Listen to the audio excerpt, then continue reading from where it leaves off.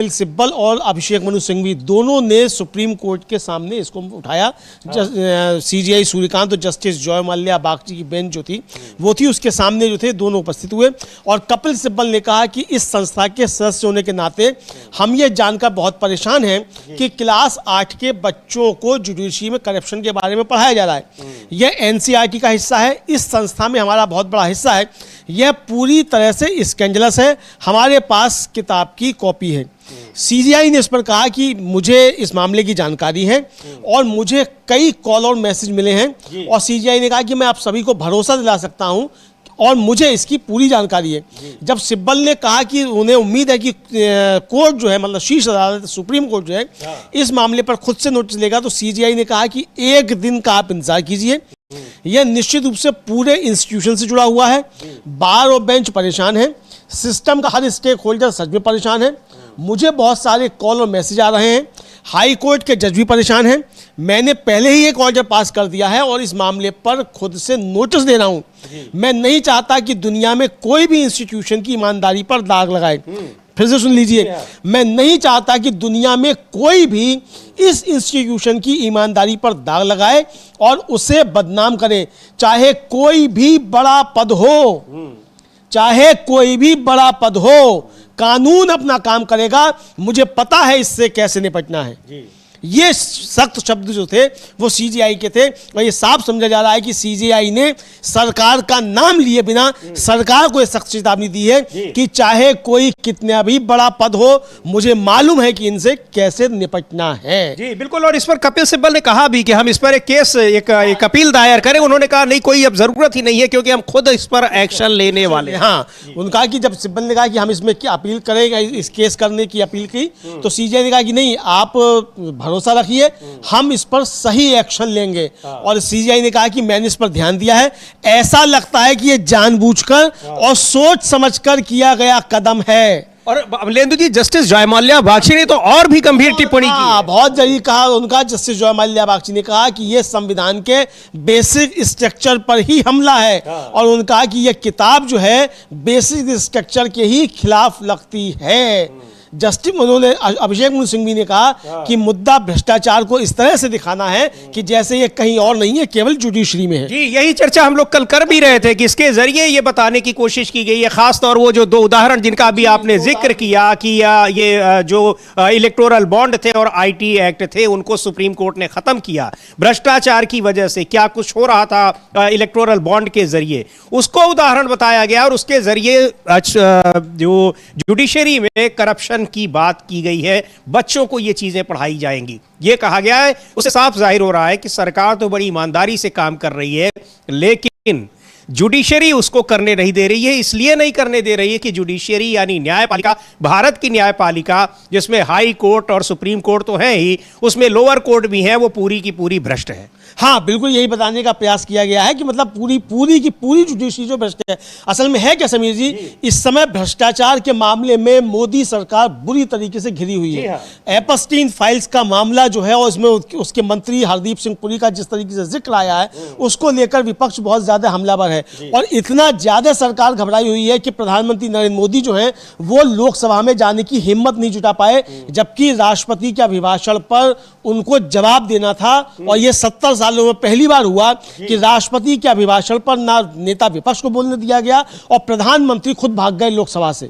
ये कांग्रेस का कहना, भाग गए, ये शब्द हम इसीलिए से इस्तेमाल कर रहे हैं कि प्रधानमंत्री भाग गए और सदन के अंदर, लोकसभा के अंदर नहीं आए प्रधानमंत्री, चूंकि ये मामला बहुत ज्यादा गर्म हो गया था। तो ये समझा जा सकता है कि भ्रष्टाचार के गंभीर आरोपों से घिरी हुई सरकार जो है वो किस तरीके से न्यायपालिका पर हमला कर रही है, ये समझा जा सकता है। चूंकि एनसीईआरटी खुद में कुछ है ही नहीं, एनसीईआरटी मतलब सरकार। हाँ। और इसीलिए जो सीजीआई कह रहे हैं कि चाहे कोई कितने भी बड़े पद पर हो, मैं किसी को भी इसकी इजाजत नहीं दूंगा और मुझे मालूम है कि इनसे कैसे निपटना है। और एक चीज और देखिए अमलेंदु जी, ये सरकार जो एनसीईआरटी मतलब सरकार, चूंकि वो शिक्षा मंत्रालय के अधीन आता है एनसीईआरटी, और वही इन किताबों को जारी करता है, लिखवाता है, क्या उसका सिलेबस होगा, ये सारी चीजें कमेटी तय करती है और उस कमेटी में सरकार के लोग रहते हैं, ये उसका प्रोसीजर है। लेकिन आप ये देखिए कि कैसे न्यायपालिका पर हमला करने की एक कैटेगरिकली जो सरकार है वो रणनीति बना रही है अमलेंदु जी। यहां सांसद कह देते हैं, मौजूदा उस समय के जो तत्कालीन चीफ जस्टिस थे, कि ये देश में गृह युद्ध के फैलाने के जिम्मेदार हैं। आज किताबों में रख दिया गया चैप्टर की भ्रष्ट है न्यायपालिका, वो छोटे छोटे बच्चे पढ़ेंगे, 8वीं क्लास के बच्चे। यानी किस तरीके से एक इस सिस्टम पर, जो सिस्टम बाकी तीनों सिस्टम को, बाकी जो दोनों सिस्टम है, कार्यपालिका, विधायिका, या फिर और भी आम आदमी से जुड़े हुए बहुत सारे मसले हैं जिनमें व्यक्ति की आखिरी उम्मीद सुप्रीम कोर्ट होती है, उस पर कैसे हमला करने की कोशिश की जा रही है ताकि अपनी मनमानी पर किसी तरीके की कोई लगाम न लग सके। हाँ बिल्कुल, ताकि सरकार जो है वो अपनी मनमानी करती रहे, सरकार इसी तरीके से ट्रंप के आगे सरेंडर करती रहे। ये जो कांग्रेस का आरोप है, विपक्ष का आरोप है कि सरकार जो है ट्रंप के सामने सरेंडर कर चुकी है। पूरा विपक्ष एक सुर में इस बात को कह रहा है और देश के हितों के साथ समझौता कर लिया है। देशों की किसानों के हित जो है वो गिरवी रख दिए हैं ट्रंप के आगे, अमेरिका के आगे, ये साफ तौर पर विपक्ष कह रहा है।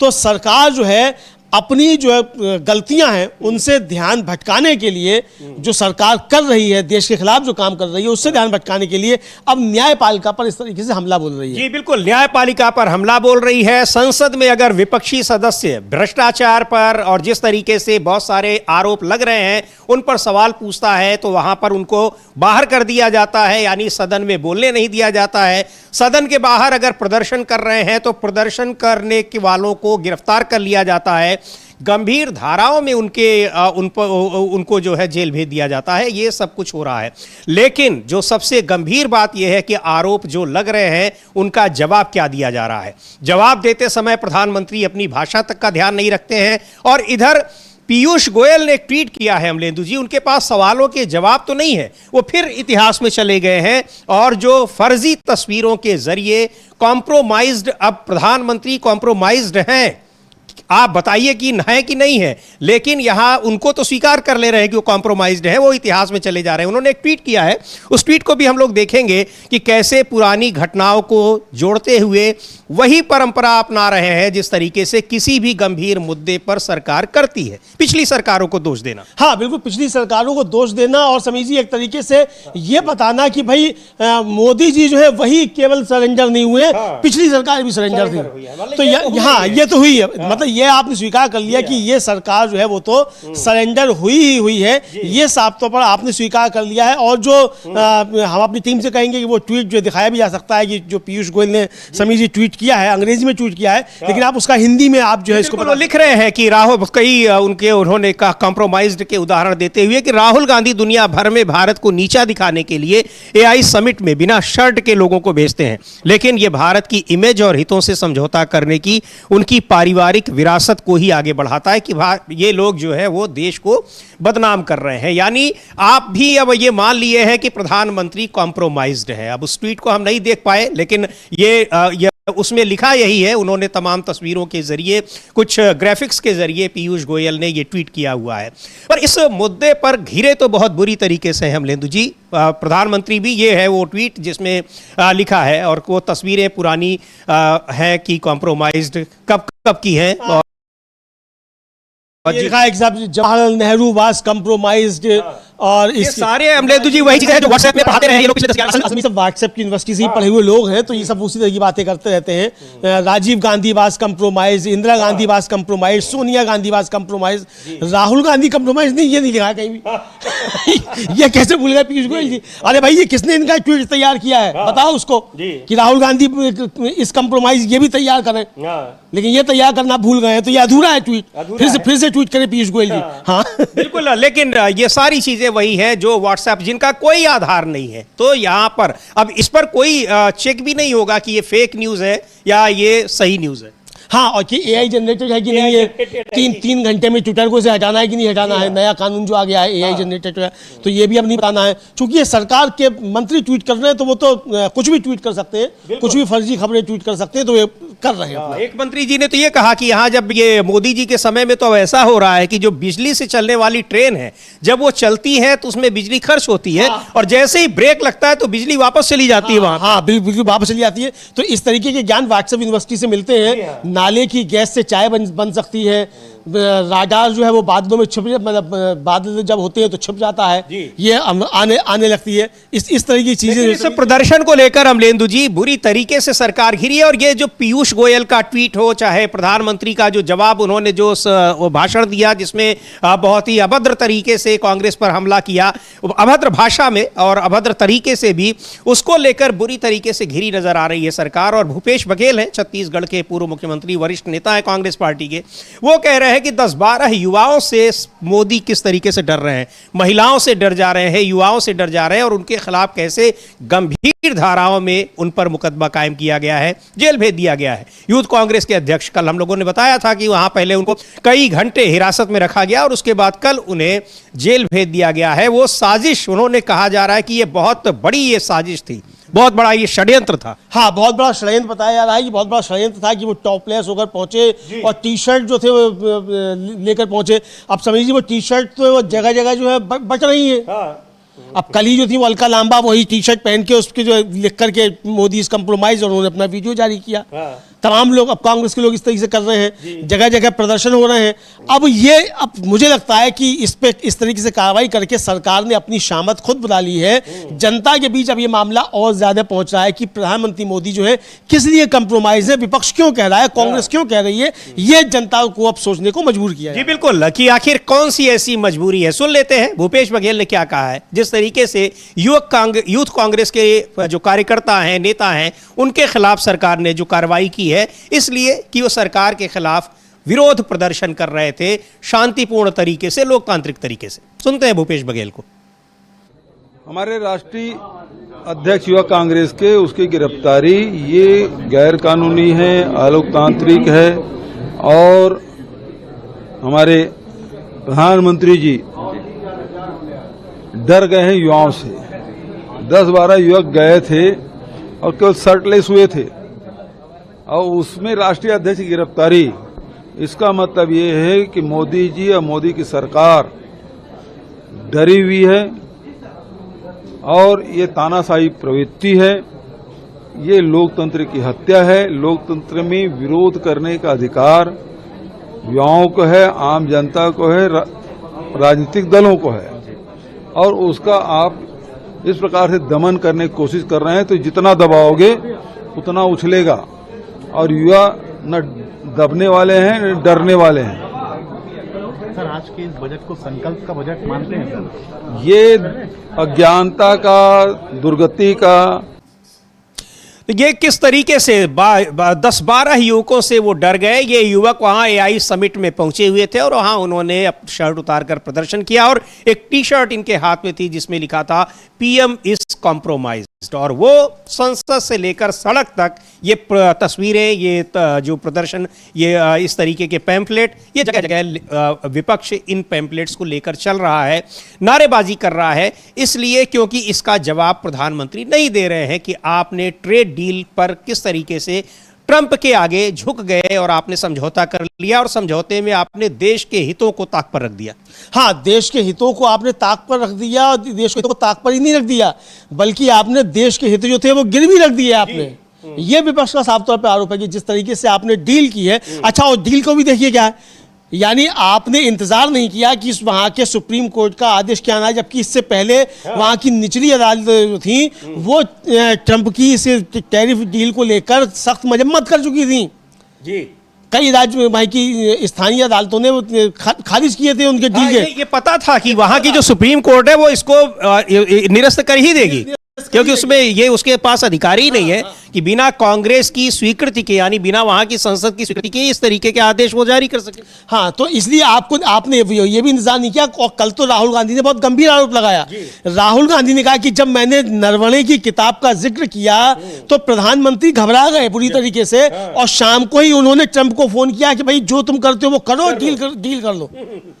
तो ये इंतजार भी नहीं किया, तो घबराकर इन्होंने जब किया कि अब ये मामला इतना ज्यादा बढ़ रहा है तो ये सारी पोल खुल जाएगी, ये है। लेकिन कल राहुल गांधी ने, समीर जी, बहुत तगड़ी जो है चुनौती प्रधानमंत्री नरेंद्र मोदी को दी है, और कहा है कि देखिए वहां के सुप्रीम कोर्ट ने खारिज कर दिया उसका टैरिफ। अगर तमाम दुनिया के जिन्होंने डील की थी सबने कहा कि हम ये डील अब खारिज करते हैं, चूंकि आपके सुप्रीम कोर्ट ने कह दिया हम ये डील खारिज करते हैं, लेकिन ट्रंप ने धमकी दी है और आपकी हिम्मत नहीं है कि आप इस डील को खारिज कर सके, और अगर हिम्मत है तो ये डील खारिज करके दिखाओ। जी। मुझे लगता है कि मोदी जी को चैलेंज स्वीकार करना चाहिए। स्वीकार करना चाहिए। सुन लेते हैं एक बार, कल भोपाल में वहां पर किसान चौपाल जो हो रही थी, इस डील के खिलाफ बड़ी संख्या में कांग्रेस के कार्यकर्ता और कांग्रेस के किसान वहां मौजूद रहे। वहां उस जगह भाषण देते हुए राहुल गांधी ने यह चुनौती दी है प्रधानमंत्री नरेंद्र मोदी को। सुनते हैं क्या कहा उन्होंने। अमेरिका के सुप्रीम कोर्ट ने कहा कि ट्रंप ने जो टैरिफ लगाए हैं दुनिया में, उनको हम रद्द करेंगे, और उन्होंने रद्द कर दिया। बाकी देशों ने बात सुनते ही कहा कि देखिए सुप्रीम कोर्ट ने रद्द कर दिया तो हम भी डील रद्द कर रहे हैं, मगर नरेंद्र मोदी के मुंह से एक शब्द नहीं निकला। मैं चैलेंज करता हूं नरेंद्र मोदी जी को, इस स्टेज से चैलेंज करता हूं। अमेरिका के सुप्रीम कोर्ट ने ट्रंप को कहा है कि आपके जो टैरिफ हैं उनको हम रद्द कर रहे हैं। मैं चैलेंज करता हूं नरेंद्र मोदी को कि आप हिंदुस्तान और यूएस की डील को रद्द करके दिखा दीजिए। दम है तो करके दिखा दीजिए। ये नहीं कर सकते हैं। बीजेपी के कार्यकर्ताओं, मैं आपको बता रहा हूं, ये नहीं कर सकते हैं, क्योंकि इन पर अमेरिका का, ट्रंप का दबाव है। ये नहीं कर सकते हैं क्योंकि एप्स्टीन की धमकी है, और अदानी का जो क्रिमिनल केस है वो इनके सिर के ऊपर लटका हुआ है। हिंदुस्तान को धोखा दिया है। तो ये किस नहीं कर सकते हैं। अब तो बिल्कुल खुलकर राहुल गांधी बार बार ये बता रहे हैं कि सबसे मुख्य बात है एप्स्टीन फाइल्स और अडानी का बिजनेस। अडानी जिस तरीके से बहुत सारे केसेस में वहां फंसे हुए हैं, और अडानी का मतलब प्रधानमंत्री मोदी। ये बार बार राहुल गांधी इस बात को दोहराते हैं, संसद तक में उन्होंने कहा है। हाँ बिल्कुल, संसद में भी कहा है और बार बार जो है इसको दोहराते हैं राहुल गांधी। और आज मतलब कल तो जो है और खुलकर उन्होंने राहुल गांधी ने कहा है कि अडानी के जो ऊपर जो केस चल रहा है वो, और एप्स्टीन फाइल में जो प्रधानमंत्री के इनके मंत्रियों का नाम आया है, इसकी वजह से साफ तौर पर प्रधानमंत्री नरेंद्र मोदी कंप्रोमाइज हैं, और इसलिए उन्होंने देश के हित बेच दिए हैं और किसानों के साथ धोखा किया। आप तो साफ तौर पर ये धोखा शब्द का इस्तेमाल कर रहे हैं। हाँ। देश के साथ धोखा किया है, यानी नरेंद्र मोदी ने देश के साथ विश्वासघात किया है। यह साफ तौर पर राहुल गांधी का, और यही बात मल्लिकार्जुन खड़गे भी कर रहे हैं कि आपके दोस्त हैं, आप उनसे हमेशा बातचीत किया करते थे। क्या यही सब बात कर रहे थे? आप देश को बेचने की बात कर रहे थे।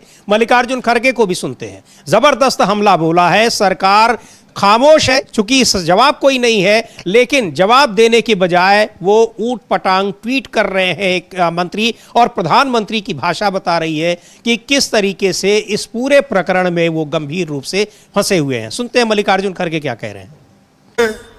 मोदी जी एक जमाने से, और पहले भी शुरू में, पहले तो 8-10 साल पहले ये कहते थे, अमेरिका राष्ट्रपति ट्रंप को अपना दोस्त मानते थे। अरे हम तो चाय पे बात करते हैं, रोज उठते ही एक दूसरे को नमस्ते करते हैं। ये ढोल पीटने वाला कौन? मोदी जी। आपको मालूम है, और बीजेपी के लोगों को जानना चाहिए, अरे जो मोदी जी रोज उठ के चाय पे बात करते थे, तो क्या बात करते थे? क्या हमारे भारत को बेचने का काम करते थे? क्या हमारे किसानों को बेचने का काम करते थे? क्या हमको गुलामी डालने का बात करते थे? इतना डरपोक प्राइम मिनिस्टर मैं अपने जिंदगी में कभी नहीं देखा। इतना डरपोक प्रधानमंत्री मैंने कभी नहीं देखा, और इतना बेईमान धोखेबाज। इस तरह से पिछले 3-4 साल पहले कहीं पर जब किसान आंदोलन जब चल रहा था, राजस्थान में गया हुआ था, वहां एक करीब 80-85 साल के बुजुर्ग, बिल्कुल यही भाषा उनकी थी अमलेंदु जी। उनका कहना था कि कभी इतने सारे प्रधानमंत्री आए, इतनी पार्टियों के आए, हमने कभी इस तरह से इतना जो झूठा प्रधानमंत्री नहीं देखा। और अब डरपोक, ये सारी चीजें आखिर क्यों कही जा रही हैं? इनके जवाब आपके पास क्या है? नहीं है। और जवाब जब देना होता है तो आप कहते हैं कि देश की बदनामी कर रहे हैं विरोध प्रदर्शन करके। विरोध प्रदर्शन का अधिकार देश के संविधान ने दिया है। आप कहीं भी कर सकते हैं शांतिपूर्ण तरीके से, हिंसक नहीं होना चाहिए। शांतिपूर्ण विरोध प्रदर्शन तो संसद के भीतर होता है, उससे ज्यादा सुरक्षित जगह कौन सी है? बिल्कुल बिल्कुल, संसद के अंदर जो प्रदर्शन होता है और जो शांतिपूर्ण होता है, वहाँ भाई आप कुछ लेकर भी नहीं आ सकते, है ना, तो वहाँ सबसे ज़्यादा सुरक्षित तो आप वहीं हैं। लेकिन अगर समीर जी लोकसभा के अंदर अगर प्रधानमंत्री असुरक्षित है और नहीं जा रहा वहाँ, तो इसका मतलब कि देश बहुत असुरक्षित हाथों में है। इतना कमजोर प्रधानमंत्री तो 70 सालों में कभी देश ने नहीं देखा कि जो लोकसभा में घुसने की हिम्मत नहीं कर पाए अपनी सुरक्षा की वजह से। अपनी सुरक्षा की वजह से। लेकिन अब यह है कि आप कितना अब उसको रोकेंगे? वहां 10-12 लोग टी शर्ट लेकर गए थे, अब यहाँ हजारों टी शर्ट पर लिखी है और एक और स्लोगन अब लिखा हुआ आ गया है। मुझे लग रहा है कि वो मल्लिकार्जुन खड़गे की इस भाषण से प्रभावित है। कांग्रेस पार्टी ने उस टी शर्ट को, ये देखिए, ये डरपोक पीएम, ये लिखा हुआ है कि पीएम इज कॉम्प्रोमाइज्ड, ये ट्वीट किया है और एक टी शर्ट है, प्रिंटेड है, जिस पर प्रधानमंत्री की तस्वीर है। डरपोक पीएम, पीएम इज कॉम्प्रोमाइज्ड। और रोमन लिपि में नीचे लिखा है टी शर्ट से भी डरता है। हाँ, नीचे ये तो मैं पढ़ ही नहीं पाया, टी शर्ट से भी डरता है, ये चीज लिखी हुई है। क्योंकि ये टी शर्ट ही लेकर प्रधानमंत्री, वहां प्रधानमंत्री के सामने भी नहीं, वो तो एआई समिट में ये प्रदर्शन हो रहा था। और इस कम से कम इस प्रदर्शन के जरिए देश की लोकतांत्रिक, देश की इज्जत रह गई। नहीं तो ये पता चल रहा था कि वहां किस तरीके से एआई समिट का आयोजन हो रहा है कि प्रधानमंत्री चले जा रहे हैं तो 8 घंटे तक वहां पर पिन ड्रॉप साइलेंस छा जाती है, सारे लोग रुक जाते हैं, सड़क के बाहर भी और वहां पर कैंपस के अंदर भी। और उसके बाद क्या कुछ वहां हो रहा है, चोरी की जा रही है, क्या वहां पर किस तरीके से दूसरे देशों के प्रोजेक्ट को लाकर, दूसरे देशों के मॉडल को लाकर अपना बताया जा रहा है, पूरी दुनिया में बदनामी हुई। कम से कम इसके जरिए जो युवक कांग्रेस के नए कार्यकर्ताओं ने वहां पर किया, उसके जरिए ये तो पता चला कि नहीं, देश में लोकतंत्र है। लेकिन अब उनके खिलाफ जिस तरह से अमले की कार्रवाई हो रही है, उससे फिर यह साबित हो रहा है कि लोकतंत्र यहां खतरे में है। जो विपक्ष आरोप लगाता है वो सही साबित हो रहा है। बिल्कुल बिल्कुल, ये विपक्ष जो आरोप लगाता है तो, और सरकार जो है समीर जी, वो विपक्ष के आरोपों को ही सही साबित करती नजर आ रही है। मतलब विपक्ष जो आरोप लगा रहा है, सरकार जो है कहीं ना कहीं उनके आरोपों को सच साबित करती नजर आती है कि भाई विपक्ष जो आरोप लगा रहा है वो बिल्कुल सही है। विपक्ष ने कहा मोदी डरे हुए हैं, तो डरे हुए उन्होंने साबित कर दिया, लोकसभा के अंदर नहीं पहुंचे, मोदी डरे हुए हैं। राहुल गांधी ने पहले कहा था कि ये नहीं आ सकते। अच्छा, संसद का सत्र शुरू हुआ था, संसद के सत्र शुरू होने से पहले सुबह जयराम रमेश ने ट्वीट किया कि प्रधानमंत्री आएंगे, संसद के बाहर खड़े होकर भाषण देंगे, संसद के अंदर से गायब हो जाएंगे। कल मल्लिकार्जुन खड़गे ने भी ये बात कही कि भाई मन की बात करते हो, उस पर रेडियो पे जाकर, संसद के अंदर आकर मन की बात क्यों नहीं करते? वहां डर लगता है आपको। तो जो कहा खड़गे ने कि मैंने इतना डरपोक प्रधानमंत्री नहीं देखा, समीर जी ये कांग्रेस कह रही है कि 70 सालों में इतना डरपोक प्रधानमंत्री कभी देखा ही नहीं गया। मतलब ये ऐसा नहीं कि वो देश के लोगों से डर रहे हो, बाहर किस तरीके से दूसरे देश के राष्ट्रपति आपको डरा रहे हो, धमका रहे हो, और वो खुलेआम बार बार आपको कह रहे हैं कि हम उसको धमका रहे हैं और आप उसको खामोशी से सुन रहे हैं। यहां आप लोगों के खिलाफ केस कर रहे हैं। एक शब्द आपने डोनाल्ड ट्रंप को तो आपने रिएक्ट किया नहीं कि कम से कम उनको भी एक जवाब दे दिए होते। डोनाल्ड ट्रंप को एक जवाब दिया जाना चाहिए था। दूतावास के जरिए ही एक संदेश दिलवा देते आपकी, आप ये क्या कह रहे हैं? तो छोड़िए, दूतावास तो खैर वहां बैठ के होता है, यहाँ विदेश मंत्रालय के प्रवक्ता से ही जवाब दिलवा देते।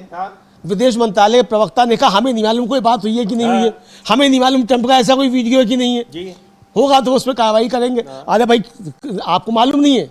मतलब कैसा विदेश मंत्रालय है जिसे मालूम नहीं ट्रंप क्या बोल रहा है? आप नहीं रखते नजर कि ट्रंप क्या बोल रहा है और दुनिया में क्या चल रहा है? तो ऐसा तो हमारा विदेश मंत्रालय बना दिया है मोदी जी ने। क्योंकि विदेश मंत्री तो विदेश मंत्रालय चला ही नहीं रहा है, वो तो जाकर सिर्फ सेमिनार्स में भाषण दे रहा है जाकर। ये भी बहुत गंभीर बात आपने कही है। और ये कहा जा रहा है, ये भी आरोप लगे हैं, कुछ रिपोर्ट्स आई हैं कि जो ये डील हुई है, इस डील की जानकारी कैबिनेट तक को नहीं थी। अमलेंदु जी, कैबिनेट को नहीं थी, कृषि मंत्री को नहीं थी, वाणिज्य मंत्री को नहीं थी, रक्षा मंत्री को नहीं थी, विदेश मंत्री को नहीं थी, गृह मंत्री को भी नहीं थी। ये जानकारी किसी को नहीं थी। तो ये साफ तौर पे अगर जानकारी थी तो भाई आकर कोई बता दे कि क्या डील हुई है, दस्तखत किसने किए उस डील पर? पीयूष गोयल ने दस्तखत किए हैं क्या? शिवराज सिंह चौहान ने दस्तखत किए हैं क्या? एस जयशंकर ने दस्तखत किए हैं क्या? दस्तखत किए तो किसने किए हैं? राजनाथ सिंह ने दस्तखत किए, दस्तखत किसने किए? और आप ये देखिए, जब डील हो रही थी तो वहां जब विदेश मंत्री से पूछा गया तो कहे कि वो तो पीयूष गोयल बताएंगे। पूछा गया तो वो कहा गया कि वो जयशंकर बताएंगे। अब क्या हो रहा है इस सरकार में कुछ पता ही नहीं है, बिना कैबिनेट से पूछे कोई फैसला हो जा रहा है, डील फाइनल हो रही है, संसद का सत्र चल रहा है, लेकिन संसद को बताने की जरूरत नहीं समझी जा रही है, और जब मांग की जा रही है तो संसद को ही स्थगित कर दिया जा रहा है। गजब का ये खेल हो रहा है। लेकिन इसको लेकर अब जिस तरीके से विपक्ष सड़कों पर उतर आया है तो ये खेलना अब इतना आसान नहीं रह गया है। बहरहाल इस बीच प्रधानमंत्री नरेंद्र मोदी आज से इस्राइल की यात्रा पर निकल गए हैं, और इस्राइल की यात्रा पर वो गए हैं, लेकिन इस्राइल में भी हंगामा मचा हुआ है उनकी इस यात्रा को लेकर कि जब वो संसद को वहां संबोधित करेंगे, वहां भी दो फाड़ हुई है, वहां की जो राजनीतिक स्थिति है वो दिखाई पड़ रही है। लेकिन इसको लेकर एक बहुत सारी जो खबरें आ रही हैं, कांग्रेस की नेता है उन्होंने इस पर कुछ कहा है, उनको सुनते हैं क्या कह रही हैं इस्राइल की यात्रा को लेकर। और एक चीज ये भी थी कि पहले नेतन्याहू को यहां आना था, लेकिन बाद में इस कार्यक्रम को बदलकर प्रधानमंत्री का कार्यक्रम वहां बन गया है। नहीं, प्रधानमंत्री का कार्यक्रम बन गया समीर जी, प्रधानमंत्री का कार्यक्रम बन गया, चलिए वो ठीक है, नेतन्याहू नहीं जा रहे, प्रधानमंत्री जा रहे हैं, चलिए कोई भी दिक्कत नहीं है। लेकिन प्रधानमंत्री इजराइल जा रहे हैं, ये जानकारी नेतन्याहू दे रहे हैं। हाँ, जी हाँ। हमारा पीएमओ नहीं दे रहा, हमारा विदेश मंत्रालय नहीं दे रहा, हमारी सरकार नहीं दे रही है, ये जानकारी भी नेतन्याहू दे रहे हैं कि प्रधानमंत्री नरेंद्र मोदी इजराइल जा रहे हैं। तो अब ऐसे लग रहा है जैसे बस ट्रंप और नेतन्याहू यही दो लोग सरकार चला रहे हैं, क्योंकि यहाँ रूस से तेल खरीदना है कि नहीं खरीदना है ये ट्रंप बताते हैं, वेनेजुएला से कितना खरीदना है, अमेरिका से कितना खरीदना है ये ट्रंप बताते हैं, ट्रेड डील में क्या क्या क्लॉजेस जोड़े जाने हैं वो ट्रंप बताते हैं, और क्यों ऐसा हो रहा है ये सरकार नहीं बताती है। शमा मोहम्मद हैं, कांग्रेस की नेता हैं, प्रधानमंत्री की इस्राइल यात्रा को लेकर क्या कह रही हैं, सुनते हैं उनको। See, a genocide has happened in Israel. Even now, there are children dying there. They are not allowing medical aid to get into Gaza Strip. So even when there is a ceasefire, there are certain things which we have to understand has to be asked by the Prime Minister of India to Netanyahu, and also at this time going to Israel and addressing the Knesset when the Israelis are against the Prime Minister Netanyahu. They are protesting against him. They want him out. I don't think is the right time for the Prime Minister of India to visit a place where a genocide has happened, where the people of Israel are protesting against the Prime Minister. So it's a wrong time, and we should have avoided this visit. तो शमा मोहम्मद है, कांग्रेस की नेता हैं, कह रही है कि ये टाइम नहीं है कि इस समय प्रधानमंत्री इस्राइल जाएं, क्योंकि इस्राइल पर किस तरीके से वहाँ एक युद्ध अपराधी के आरोप लगे हुए हैं, कैसे वहाँ हज़ारों लोगों की जान लेने के आरोप लगे हुए हैं, वहाँ जो कुछ चल रहा है, फ़लस्तीन में जो कुछ चल रहा है। लेकिन प्रधानमंत्री वहाँ पर जा रहे हैं और वहाँ की संसद को भी संबोधित करेंगे। हाँ, वहाँ की संसद को भी संबोधित करेंगे। और समीर जी, सवाल ये उठ रहा है कि आखिर प्रधानमंत्री वहाँ क्या लेने गए हैं? पेगासस लेने गए, इसके अलावा क्या है? मतलब इजराइल आपको क्या देगा? सवाल यह है कि इजराइल जाके आप क्या लेंगे? तेल खरीदेंगे इजराइल से? क्या करेंगे? मतलब क्या लेने गए हैं आप इजराइल पे क्या है जो आपको दे देगा? निवेश लेने गए होंगे, इधर योगी जी गए हैं, उत्तर प्रदेश वाले भी आजकल खूब निवेश लेने जा रहे हैं। उत्तर प्रदेश वाले तो गजब काम कर रहे हैं, वो तो बता रहे हैं कि 2017 से पहले मोदी जी काम ही नहीं कर रहे थे। मतलब 2017 से पहले यूपी में कुछ काम ही नहीं हुआ था, ये बताया। तो मोदी जी 2014 में आ गए थे, तो क्या 2014 से लेकर 2017 तक मोदी जी यूपी में काम नहीं कर रहे थे कुछ? यही समझा जाए समीर जी कि मोदी जी को ही सीधे लक्ष्य किया जाए, यूपी वाले कर रहे हैं। भाई अब यूपी वाले और दिल्ली वाले यानी क्या कर रहे हैं क्या नहीं कर रहे हैं। लेकिन प्रधानमंत्री की इजराइल यात्रा को लेकर बहुत सवाल उठ रहे हैं। सबसे बड़ा सवाल ये उठ रहा है कि आपने जो एक तरीके से कहा जाए आप शिफ्ट कर रहे हैं, आप इजराइल की तरफ जो झुक रहे हैं, ये भारत की पॉलिसी नहीं है। सबसे पहली बात, फिलिस्तीन के मसले पर भी भारत ने इजराइल के खिलाफ यूएन में वोट किया समीर जी, ठीक है? आप ही की सरकार में रहते हुए वोट किया। द्विराष्ट्र समाधान जो है उसके पक्ष में समाधान किया। इजराइल फिलिस्तीन पर लगातार कब्जा करता चला जा रहा है। गाजा में उसने जिस तरीके से जेनोसाइड किया है उसके खिलाफ पूरी दुनिया खड़ी हुई है। तो आप ऐसे में जाकर नेतन्याहू के गले लगकर आप क्या संदेश देना चाहते हैं? बिल्कुल सवाल यह है, आपने क्या यहाँ कोई सर्वदलीय बैठक में आपने चर्चा की? विदेश नीति नरेंद्र मोदी की नीति नहीं है। विदेश नीति भारतीय जनता पार्टी की नीति नहीं है, विदेश नीति देश की नीति है। और जब देश की नीति है तो पूरे देश को इसमें साथ में लेना पड़ेगा, विपक्ष को भी लेना पड़ेगा, सिविल सोसाइटी को लेना पड़ेगा, और तमाम समाज के जो हिस्से हैं उनसे आपको चर्चा करनी पड़ेगी, तब विदेश नीति आपकी तय होती है। ऐसा नहीं है कि मोदी जाकर गले पड़ जाए नेतन्याहू की तो वहाँ हो गया विदेश नीति। और उस विदेश नीति का असर तो दिखाई भी पड़ गया अमलेंदु जी की जब जरूरत पड़ी तो आपके पास अफगानिस्तान केवल खड़ा रहा, बाकी कोई देश कोई खड़ा नहीं हुआ आपके साथ में जाकर, अफगानिस्तान केवल खड़ा हुआ। और वो अफगानिस्तान खड़ा हुआ जिस तालिबान का अफगानिस्तान, जिस तालिबान को आप आतंकवादी कहते रहते थे, आप उसी के साथ जाकर खड़े हुए। लेकिन इसको लेकर इमरान मसूद है कांग्रेस के सांसद, उन्होंने भी टिप्पणी की है और प्रधानमंत्री की इस यात्रा की आलोचना की है। क्या कहा है इमरान मसूद ने, सुनते हैं उनको। जा रहे हैं कैसे आप देखते हैं इस दौरे पर, आपको क्या लगता है देश के लिए क्या क्या इजराइल तो हमारा कभी था, ना है, ना होगा। लेकिन प्रधानमंत्री जी चूंकि कमजोर हैं, उनमें इतना साहस नहीं है। प्रधानमंत्री जी जा रहे हैं, अगर जरा सी भी नैतिकता और साहस हो तो गाजा के अंदर मारे गए मासूम बच्चों के बारे में बात करें, जबकि गवर्नमेंट ऑफ इंडिया का स्टैंड बिल्कुल क्लियर है कि हम फिलिस्तीन के साथ हैं। हमारी विदेश नीति पूरी तरह से फिलिस्तीन को यूनाइटेड नेशन में समर्थन कर रही है, लेकिन प्रधानमंत्री में साहस नहीं है, प्रधानमंत्री कमजोर है। और आज देश के अंदर गली गली में यह बात है कि देश का प्राइम मिनिस्टर कॉम्प्रोमाइज है। ट्रंप के सामने बोलने का साहस नहीं होता। पूरा देश भेज दिया ट्रेड डील के लिए, ट्रेड डील कर करके पूरा देश भेज दिया। आने वाले दिनों में इसके नतीजे सामने आ जाएंगे। ट्रंप धमका के कहता है कि मैं टैक्स लूंगा लेकिन दूंगा नहीं, $500 बिलियन का सामान बेचना पड़ेगा। तो हमारा क्या होगा? हमारे किसान कहां जाएंगे? हमारे कारोबारी कहां जाएंगे? कुल मार्केट कितनी बड़ी है? हमारी मार्केट का आकार कितना है? जब आप हमारी मार्केट का आकार देखोगे तब अंदाजा होगा ना हमारी अर्थव्यवस्था कितनी है। 45 लाख करोड़ की बात कर रहे हैं, हमारी अर्थव्यवस्था है उसको झेलने लायक? आप सब खत्म कर दोगे बस। ट्रंप का आपने जिक्र किया, ट्रंप ने मैंने रुकवाया और नहीं तो करोड़ों लोग जो है वो मारे जाते इसमें। अरे जेलेंस्की छोटा सा मुल्क, उसका राष्ट्रपति युद्धग्रस्त क्षेत्र में जो बिल्कुल अमेरिका के ऊपर डिपेंड कर रहा हो, वो अपने देश के हितों के लिए राष्ट्रपति के सामने झुका नहीं और छोड़ के चला आया था। हमारा प्रधानमंत्री 140 करोड़ लोगों का नेतृत्व करने वाला, और भारत जो एक बड़ा देश है, जो एक बड़ा बाजार है लोगों के लिए, वो ये ऐसे झुक गया है, बिल्कुल घुटनों पर आ गया प्राइम मिनिस्टर। तो ये प्राइम मिनिस्टर का घुटनों पर आना देश का अपमान है, इससे ज्यादा अपमान नहीं हो सकता देश का। ये कह रहे हैं कि हमने अपमान कर दिया देश का, हमारे राष्ट्रीय अध्यक्ष को बंद कर दिया आपने उठा के। वाह, आप किधर देश को लेके जाना चाहते हो? जब कॉमनवेल्थ हो रहे थे तब आप नंगा प्रदर्शन कर रहे थे, तब कहां था? तब क्या देश की इज्जत नहीं लुट रही थी? गड्ढे के अंदर गिर करके लोगों की मौतें हो रही हैं, देश की इज्जत नहीं लुट रही है? आज के दौर में भी गंदा पानी पीने से देश के अंदर लोगों की मौतें हो रही हैं, हमारे देश की छवि खराब नहीं हो रही है? 3 दिन में 4 विमानन क्षेत्र के अंदर दुर्घटनाएं हो रही हैं, हमारे देश की छवि धूमिल नहीं हो रही है?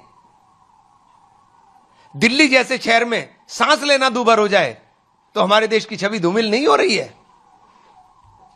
कहां खड़ा कर दिया लाकर देश को? अधिकार है यह लोकतंत्र के अंदर कि हम विरोध कर सकें। यूनाइटेड नेशन से बड़ा प्लेटफॉर्म नहीं था यह इवेंट। यूनाइटेड नेशन में भी मणिपुर की लड़की ने जाकर के किया था प्रोटेस्ट, मणिपुर की लड़की ने जाकर यूनाइटेड नेशन में किया था। आप कौन सी बातें, कौन सा नैरेटिव देश को बता रहे हैं? डर इतना है एप्स्टीन फाइल का कि उस नैरेटिव को बदलने के लिए सब काम किया जा रहा है।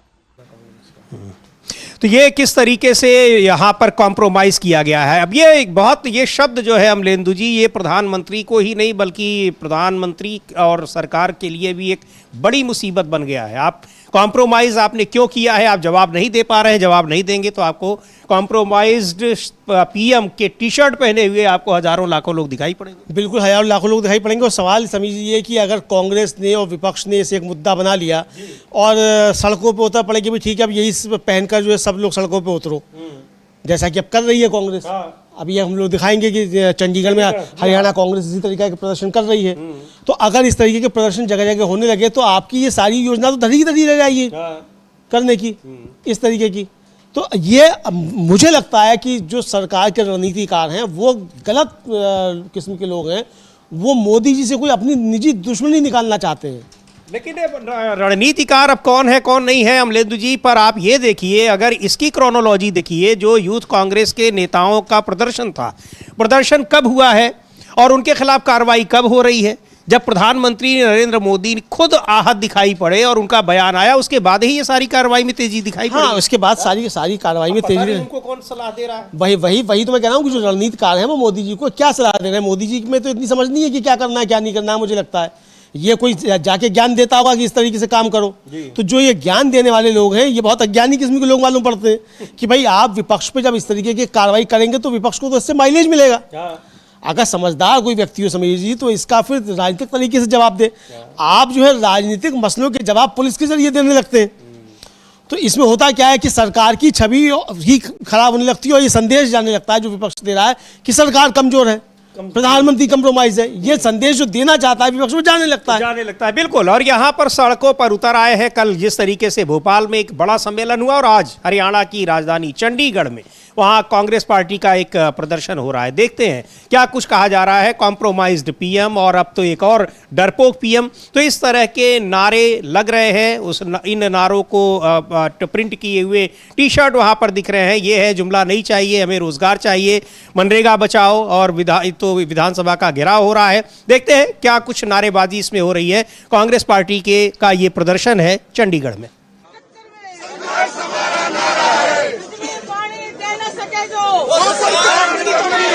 जो सरकार निकम्मी है, वो सरकार निकम्मी है। बिजली पानी दे न सके जो, वो सरकार निकम्मी है।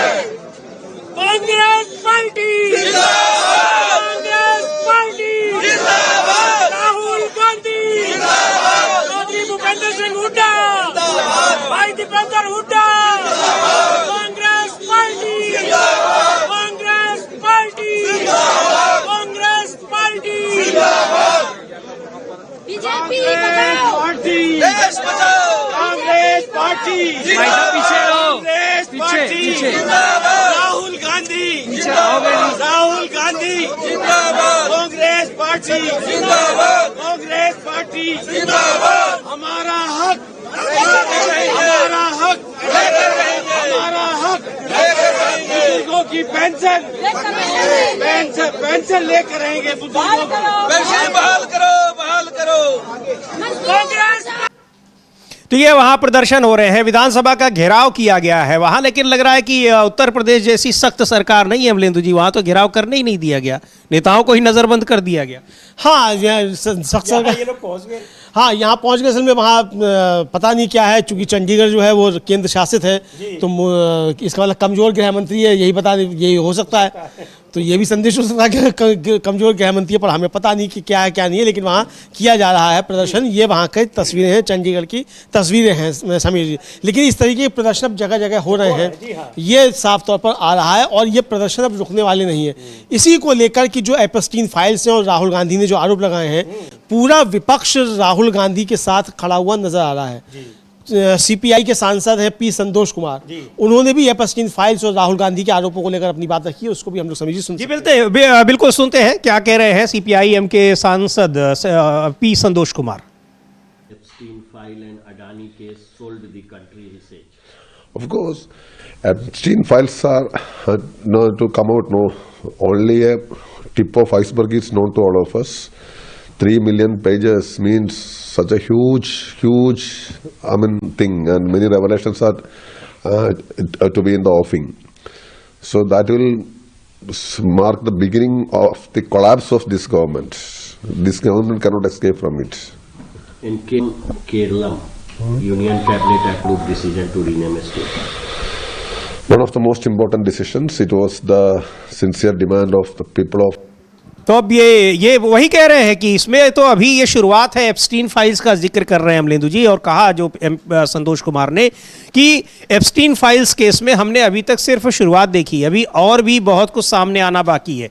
ये सरकार इससे बच नहीं सकती, यह इस सरकार के गिरने की शुरुआत होगी। बिल्कुल, ये सरकार के गिरने की शुरुआत होगी, और यही समीर जी कहा जा रहा है, विपक्ष लगातार कह रहा है। वो पृथ्वीराज चौहान है, कांग्रेस के नेता हैं, हालांकि उन्होंने जो डेट दी थी वो तो निकल चुकी है।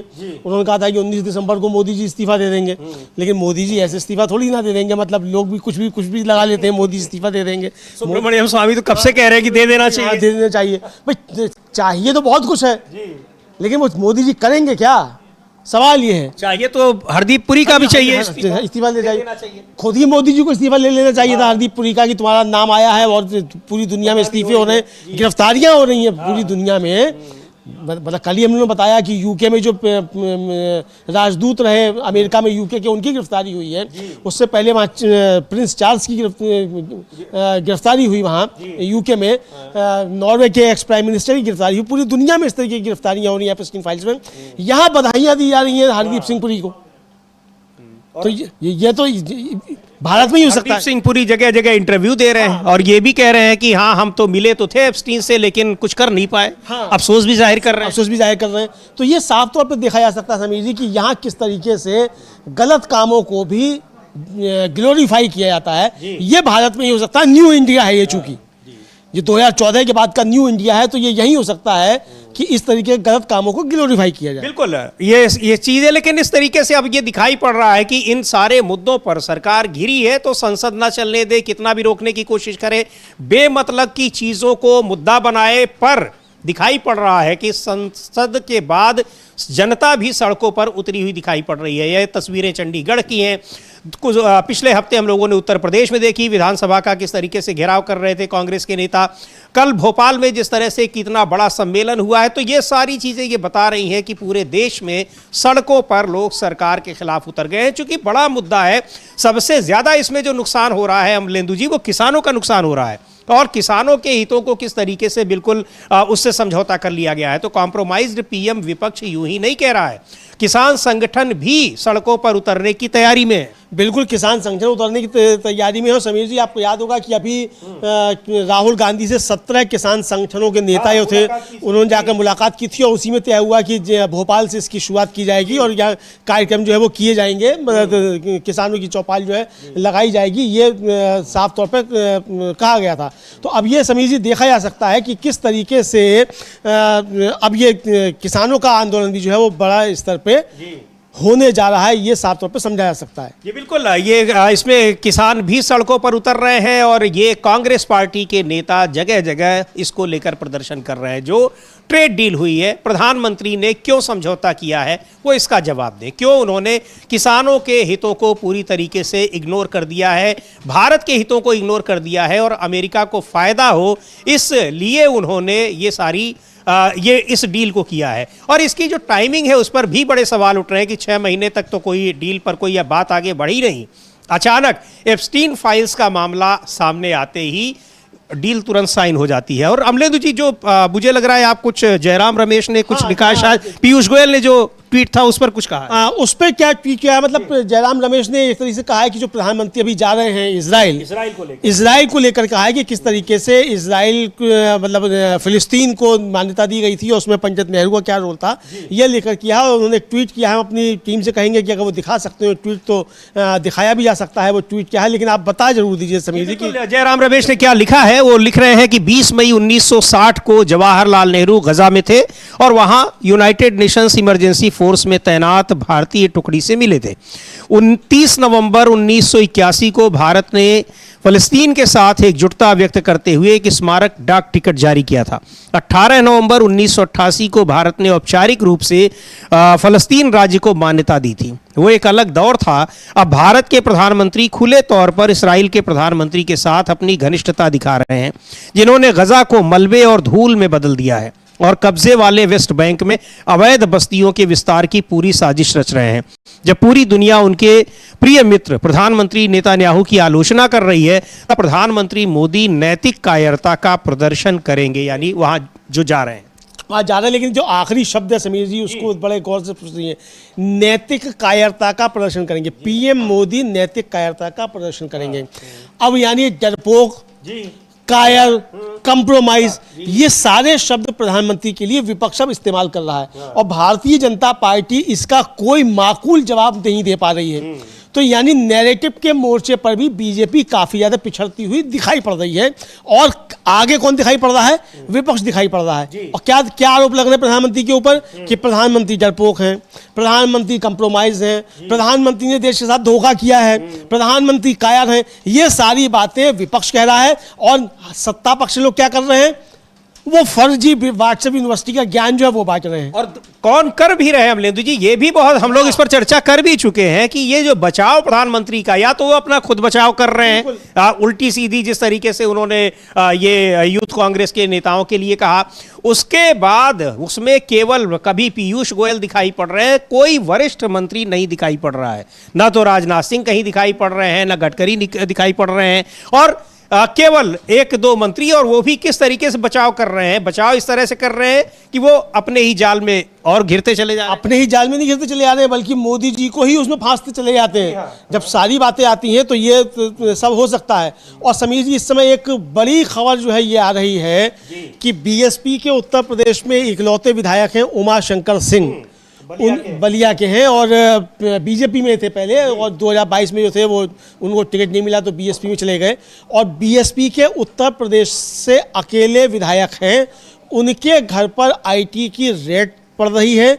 उमा शंकर सिंह इस समय कैंसर से पीड़ित हैं और डॉक्टर और नर्स को भी जो है बाहर जाने की छूट नहीं दी जा रही है। ये जो है अभी इस समय की बड़ी खबर इस समय आ रही है समीर जी। ये बड़ी खबर है कि उनकी इनकम टैक्स की रेड पड़ी है। उमा शंकर सिंह बीएसपी के विधायक हैं, एकमात्र विधायक हैं उत्तर प्रदेश में बीएसपी के। कभी बीएसपी पूर्ण बहुमत की सरकार चलाती थी, लेकिन अब उसके केवल एक विधायक हैं उमा शंकर सिंह, और उनके घर पर इनकम टैक्स की छापेमारी हो रही है। अब और इसमें और जानकारी आती है तो ज़रूर आपको देंगे। लेकिन इस उमा शंकर सिंह बहुत बीमार चल रहे हैं, बताया ही अभी, उनकी कैंसर का उनका इलाज चल रहा है, और उनके घर में डॉक्टर और नर्स को भी जाने की छूट नहीं है। वहाँ पर छापेमारी चल रही है। आगे क्या अपडेट होता है, छापेमारी में इनकम टैक्स के लोगों को मिलता क्या है, उसको भी बताएंगे।